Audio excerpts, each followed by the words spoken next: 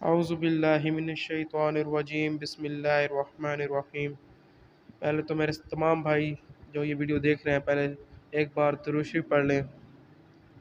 اللہم صلی علی محمد کما صلیت علی ابراہیم وعلی آل ابراہیم انک حمید مجید۔ اللہم بارک علی محمد وعلی آل محمد کما بارکت علی ابراہیم وعلی آل ابراہیم انک حمید مجید۔ میرے عزیز بھائیوں، جیسے کہ آپ لوگ جانتے ہیں کہ اگر آپ لوگوں نے میری پریویس ویڈیوز دیکھی ہوں تو اکثر میں پچھلی ویڈیوز میں کہتا تھا کہ جو ہے نا میں صحیح بخاری اور جو مین اسلامک کی مین اسٹریم کی کتابیں ہیں ان کی تعلیم کروایا کروں گا۔ تو بس بات یہی ہے کہ شیطان نے جو ہے جکڑا ہوا تھا، لیکن آج الحمدللہ ہمت کر کے جو ہے نا میں نے آج اسٹارٹ کر دیا ہے، اور یہ آج میری پہلی ویڈیو ہے، اور پہلی ویڈیو الحمدللہ انشاءاللہ تعالی صحیح جائے گی، مجھے امید ہے۔ اور میں آپ کو بتاتا چلوں کہ انشاءاللہ تعالی میرا یہ ہوگا کہ جو ہے نا ہم لوگوں نے سب سے پہلے صحیح بخاری کو اٹھانا ہے، اور روز کی روٹین سے جو ہے نا کم سے کم 5 سے 10 حدیثیں تو روز پڑھنی ہے ہم نے، 5 یا 10 حدیثیں۔ کچھ حدیثیں بہت لمبی ہو جاتی ہیں جن کی وجہ سے چلو ہم کہتے ہیں ویڈیو لمبی نہ ہو، کم حدیثیں پڑھ لیں گے۔ اگر بڑی حدیثیں آ گئیں، اگر چھوٹی ہوئی تو زیادہ پڑھیں گے، ہماری کوشش ہوگی، کیونکہ علم حاصل کرنا ہر مرد عورت پر فرض ہے۔ اور میں نے ان کتابوں کے اوپر سے ایسے ذرا نظر گزاری ہے تو میری سامنے بہت سی چیزیں آئی ہیں جن کو میں چاہتا تھا کہ جو ہے نا سارے بھائیوں کو ان باتوں کو پتہ علم ہونا چاہیے۔ چھوٹی سے چھوٹی بات تھی کہ جو ہے نا جن کا ہمیں پتہ نہیں تھا، لیکن جو ہے نا بات وہی ہے کہ اللہ تعالیٰ بھی تو ہم سے پوچھے گا کہ جو ہے نا تجھے تو میں نے عقل دی تھی، تو خود بھی تو علم حاصل کر سکتا تھا۔ تو اس لیے آج میں اپنی مسجد میں بیٹھ کر جو ہے نا یہ ویڈیو جو ہے ریکارڈ کر رہا ہوں، اور الحمدللہ میرے پاس بک بھی ہے، صحیح بخاری کی بک بھی ہے، لیکن وہ پرانی جلد کی ہے، جس کی وجہ سے وہ اس کی لکھائی جو ہے نا وہ ذرا پرانی ہوئی بھی ہے، مطلب کہ وہ اس کو اگر پڑھیں تو اکثر ایک دو لفظوں میں جو ہے نا ہم لوگ اٹک جائیں گے۔ تو اس لیے میں نے جو ہے نا اسلام 360 ایپ کیا ہے، جس میں تمام کتابیں ہیں اور ساری حدیثیں لکھی ہوئی ہیں۔ تو سب سے پہلے جو ہے نا ہم لوگ صحیح بخاری، میں جو بھی حدیث پڑھوں گا اس کا ساتھ ساتھ آپ کو ریفرنس دیتا جاؤں گا، اور پہلی حدیث سے جو ہے نا ہم لوگ سٹارٹ کرتے ہیں۔ اب صحیح بخاری کی جو پہلی 7 احادیث ہیں اس پہ لکھا ہوا ہے کتاب وحی کے بیان میں۔ اب ہم لوگوں کے پاس جو یہ قرآن آیا ہوا ہے وہ کس طرح آپ صلی اللہ علیہ وآلہ وسلم پر نازل ہوا اس کے بارے میں ہے۔ تو صحیح بخاری کی سب سے پہلے حدیث ہے، حدیث نمبر 1، کہ آپ صلی اللہ علیہ وآلہ وسلم نے فرما رہے تھے کہ تمام اعمال کا دار و مدار نیت پر ہے، اور ہر عمل کا نتیجہ ہر انسان کو اس کی نیت کے مطابق ہی ملے گا۔ پس جس کی ہجرت ترک و تن دولت دنیا حاصل کرنے کے لیے ہو یا کسی عورت سے شادی کی غرض ہو، پس اس کی ہجرت ان ہی چیزوں کے لیے ہوگی جن کے حاصل کرنے کی نیت سے اس نے ہجرت کی ہے۔ تو یہ تھی پہلی حدیث۔ اگلی حدیث پہ ہم لوگ چلتے ہیں، حدیث نمبر 2۔ ایک شخص حارث بن ہشام نامی نے نبی کریم صلی اللہ علیہ وسلم سے سوال کیا تھا کہ یا رسول اللہ صلی اللہ علیہ وآلہ وسلم، آپ پر وحی کیسے نازل ہوتی ہے؟ آپ صلی اللہ علیہ وآلہ وسلم نے فرمایا کہ وحی نازل ہوتے وقت کبھی مجھ کو گھنٹی کی سی آواز محسوس ہوتی ہے، اور وحی کی یہ کیفیت مجھ پر بہت شاق گزرتی ہے۔ جب یہ کیفیت ختم ہوتی ہے تو میرے دل و دماغ پر اس فرشتے کے ذریعے نازل شدہ وحی محفوظ ہو جاتی ہے، اور کسی وقت ایسا ہوتا ہے کہ فرشتہ بشکل انسان میرے پاس آتا ہے اور مجھ سے کلام کرتا ہے، پس میں اس کا کہا ہوا یاد رکھ لیتا ہوں۔ عائشہ رضی اللہ تعالی عنہ کا بیان ہے کہ میں نے سخت کڑاکے کی سردی میں نبی کریم صلی اللہ علیہ وآلہ وسلم کو دیکھا ہے کہ آپ صلی اللہ علیہ وسلم پر وحی نازل ہوئی، اور جب اس کا سلسلہ موقوف ہوا تو آپ صلی اللہ علیہ وآلہ وسلم کے پیشانی پسینے سے شرابور تھی۔ تو یہ دیکھ لیں کہ سخت سردیوں میں جو ہے نا آپ صلی اللہ علیہ وسلم کی جو پیشانی تھی پسینے سے جو ہے نا شرابور تھی۔ آج جو یہ ہم پہ آیا ہے قرآن نازل ہوا ہے جس کو آج کی امت نے بھول لیا ہے، مطلب اس کو اٹھا کے تک کہ نہیں پڑتی، تو دیکھیں کہ ہمارے نبی پر کس طرح سے جو ہے یہ نازل ہوا ہے۔ تیسری حدیث ہم صحیح بخاری کی پڑھنے جا رہے ہیں۔ نبی کریم صلی اللہ علیہ وسلم پر وحی کا ابتدائی دور اچھے سچے پاکیزہ خوابوں سے شروع ہوا۔ آپ صلی اللہ علیہ وسلم خواب میں جو کچھ دیکھتے وہ صبح کی روشنی کی طرح صحیح اور سچا ثابت ہوتا۔ پھر من جانب قدرت آپ صلی اللہ علیہ وسلم تنہائی پسند ہو گئے اور آپ صلی اللہ علیہ وسلم نے غار حرا میں خلوت نشینی اختیار فرمائی اور کئی دن اور رات وہاں مسلسل عبادت اور یاد الہی اور ذکر و فکر میں مشغول رہتے۔ جب تک گھر آنے کو دل نہ چاہتا توشہ ہمراہ لیے ہوئے وہاں رہتے۔ توشہ ختم ہونے پر ہی اہلیہ محترمہ خدیجہ رضی اللہ تعالی عنہا کے پاس تشریف لاتے اور کچھ توشہ ہمراہ لے کر پھر وہاں جا کر خلوت گزیں ہو جاتے۔ یہی طریقہ جاری رہا یہاں تک کہ آپ صلی اللہ علیہ وسلم پر حق منکشف ہو گیا اور آپ صلی اللہ علیہ وسلم غار حرا ہی میں قیام پذیر تھے کہ اچانک جبرائیل علیہ السلام آپ صلی اللہ علیہ وسلم کے پاس حاضر ہوئے اور کہنے لگے کہ اے محمد پڑھو۔ آپ صلی اللہ علیہ وسلم نے فرماتے ہیں کہ میں نے کہا کہ میں پڑھنا نہیں جانتا۔ آپ صلی اللہ علیہ وسلم نے فرماتے ہیں کہ فرشتے نے مجھے پکڑ کر اتنے زور سے بھینچا کہ میری طاقت جواب دے گئی، پھر مجھے چھوڑ کر کہا کہ پڑھو۔ میں نے پھر وہی جواب دیا کہ میں پڑھا ہوا نہیں ہوں۔ اس فرشتے نے مجھ کو نہایت ہی زور سے بھینچے کا لفظ استعمال کیا، بھینچا کہ مجھ کو سخت تکلیف محسوس ہوئی۔ پھر اس نے کہا کہ پڑھ، اور میں نے کہا کہ میں پڑھا ہوا نہیں ہوں۔ فرشتے نے تیسری بار مجھ کو پکڑا اور تیسری مرتبہ پھر مجھ کو بھینچا، پھر مجھے چھوڑ دیا اور کہنے لگا کہ پڑھو اپنے رب کے نام کی مدد سے جس نے پیدا کیا اور انسان کو خون کی پٹکی سے بنایا، پڑھو اور آپ کا رب بہت ہی مہربانیاں کرنے والا ہے۔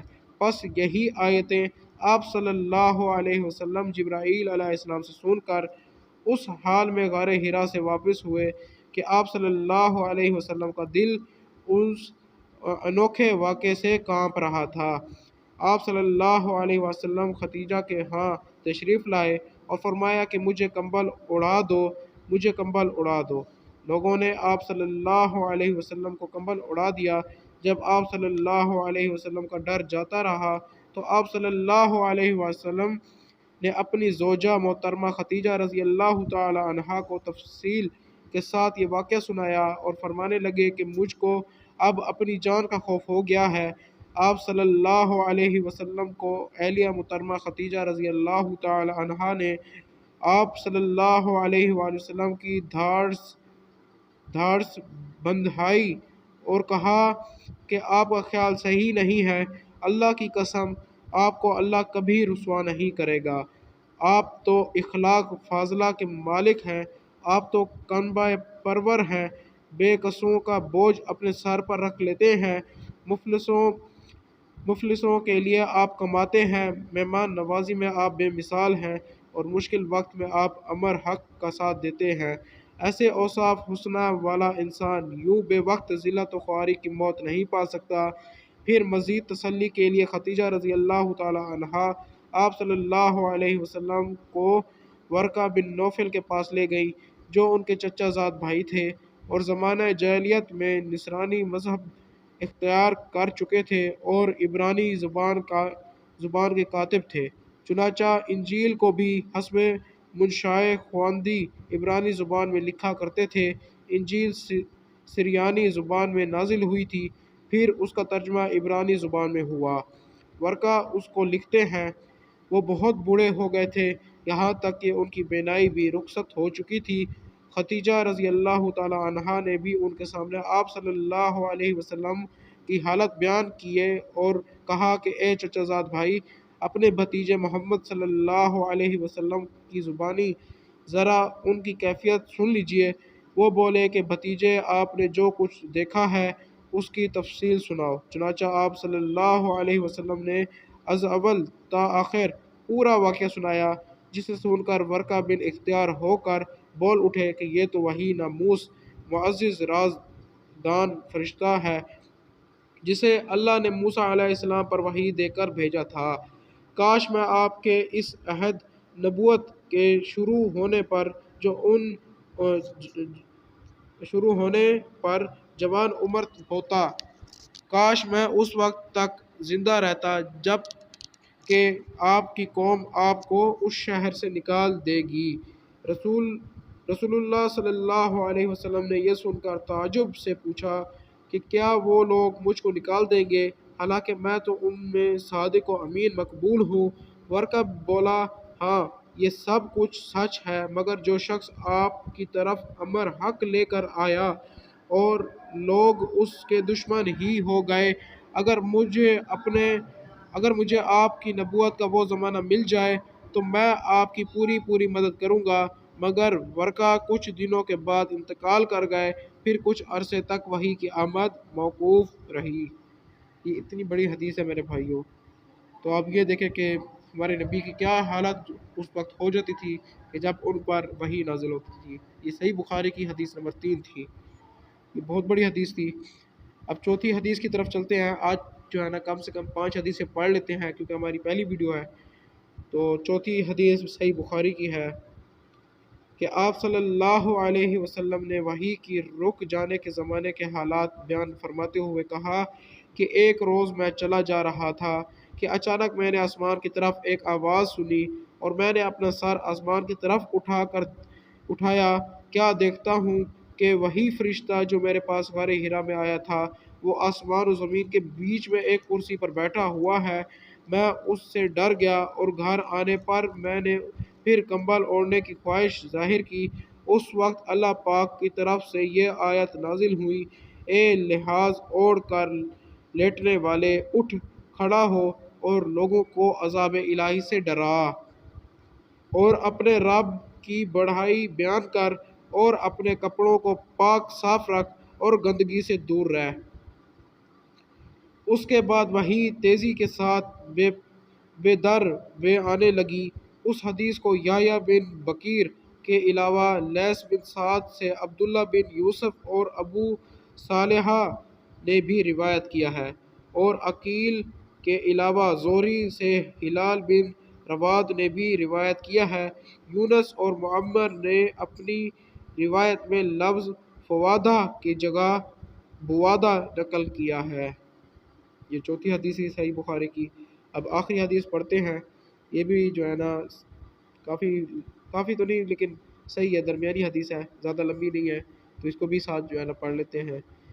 انہوں نے ابن عباس رضی اللہ تعالیٰ عنہ سے کہا، کلام الہی، آگے جو ہے نا عربی ہے، تو عربی میں نہیں پڑھتا کیونکہ آپ خود حدیث پڑھ لیجیے گا، کیونکہ اکثر جو ہے نا عربی پڑھنے میں بندے سے غلطی ہو جاتی ہے تو اس کا گناہ ہو جاتا ہے، تو ہم عربی نہیں پڑھتے۔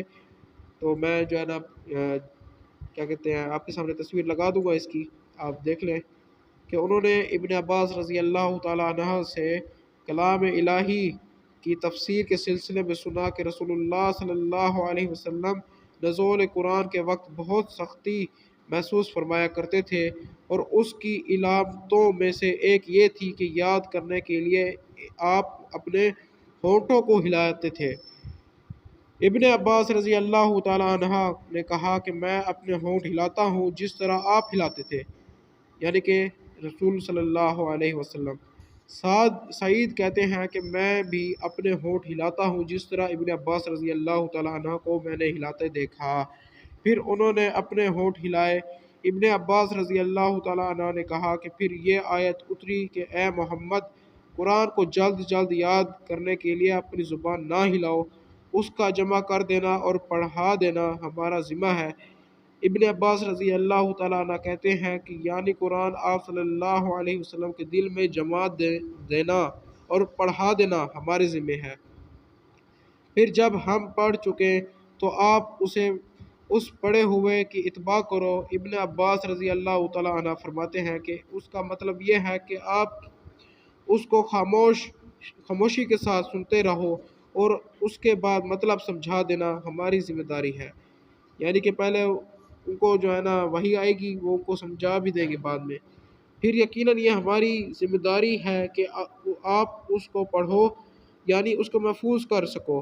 چنانچہ اس کے بعد جب آپ کے پاس جبرائیل علیہ السلام وحی لے کر آتے تو آپ توجہ سے سنتے، جب وہ چلے جاتے تو رسول اللہ صلی اللہ علیہ وسلم اس وحی کو اسی طرح پڑھتے جس طرح جبرائیل علیہ السلام نے اسے پڑھا تھا۔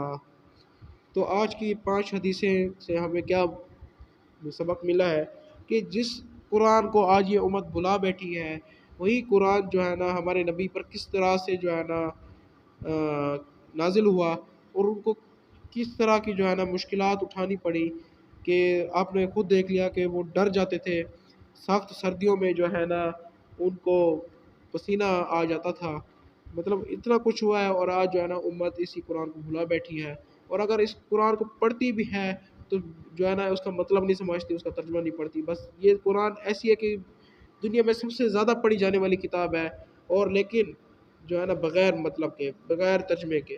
تو ہمیں چاہیے کہ ہم لوگ جو ہے نا ترجمے کے ساتھ قرآن کو شروع کریں اور قرآن کو پڑھیں۔ تو ویورز، امید ہے آپ لوگوں کو میری ویڈیو یہ اچھی لگی ہوگی، اور میری انشاءاللہ یہ جو ہے نا میری نیت ہے کہ جو ہے ہر دن کم سے کم 5 سے 10 حدیثیں جو ہم لوگ پڑھیں۔ پہلے بڑی حدیثیں آ گئی ہیں جن کی وجہ سے آج صرف میں نے 5 پڑھی ہیں، کہ میں نے کہا ویڈیو زیادہ بڑی بھی نہ ہو اور آپ لوگوں کا زیادہ ٹائم بھی نہ لیا جائے، لیکن علم حاصل کرنا ہر جو ہے نا مرد اور عورت پر فرض ہے، کیونکہ اللہ بھی کل پوچھے گا کہ اگر کوئی بھی معاملہ ہوا اور ہم لوگ یہ اگر بہانہ کیے کہ جو ہے نا اللہ ہمیں اس بات کا علم نہیں تھا، تو اللہ بھی پوچھے گا میں نے تجھے عقل دی، میں نے تجھے صحت دی، میں نے تجھے جسم دیا، تو خود بھی علم حاصل کر سکتا تھا، تو نے کیوں نہیں علم حاصل کیا؟ تو اس ٹائم رسوا ہونے سے اچھا ہے کہ آج ہم لوگ علم حاصل کر لیں۔ مفتی صاحب تھے، میں ان کا بیان سنا تو وہ بتا رہے تھے کہ جو ہے نا یہ علم حاصل نہ کرنا بڑی جو ہے یہ علم حاصل نہ کرنا ایک مصیبت ہے، لیکن اب حاصل کر لیا یہ اس سے بڑی مصیبت ہو گئی ہے، وہ ان بندوں کے لیے ہو گئی ہے جنہوں نے اب علم حاصل کر لیا لیکن اس پہ عمل نہیں کیا۔ اب علم آپ کے پاس ہے پھر بھی آپ جو ہے نا غلط عمل کرو تو یہ جو ہے نا زیادہ مصیبت والی بات ہے، اس پہ زیادہ اللہ جو ہے نا گرفت کرے گا اس بات پہ۔ تو امید کرتا ہوں آپ لوگوں کو میری ویڈیو اچھی لگی ہوگی، تو انشاءاللہ کل جو ہے نا باقی حدیثیں پڑھائیں گے۔ وما علینا الا البلاغ۔